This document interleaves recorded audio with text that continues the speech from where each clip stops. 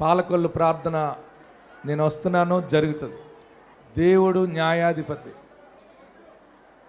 దేవుని వాక్యము బలమైనది.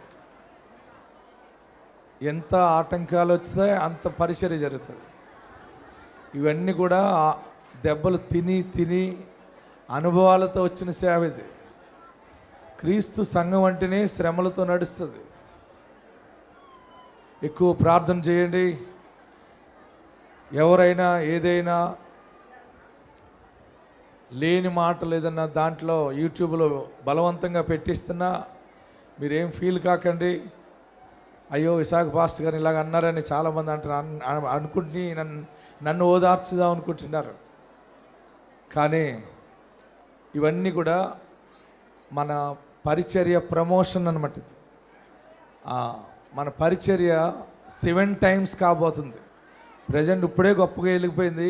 ఇది 7 రెట్లు వెళ్తుంది ఇప్పుడు ఈ శోధన ద్వారా. ఎక్కడ సేవ ఆగదు. ప్రభుత్వం కూడా మనకు సహకరిస్తుంది. ప్రభుత్వం ఆటంకపరిచేది కాదు. ప్రజలకి ఏది అవసరమో అది అన్నీ చేసే రీతిగా దేవుడు అన్ని రకాలుగా నడిపిస్తాడు. దేవుడున్నాడు, ప్రభుత్వం ఉంది, వాక్యం ఉంది. సాతానుడు ఎక్కడ పని చేయలేడు. ఆమెన్. కనుక మీరందరూ ప్రార్థన చేయండి. మీరెవరు కూడా తిరిగి ఎవరిని ఏమనకట్.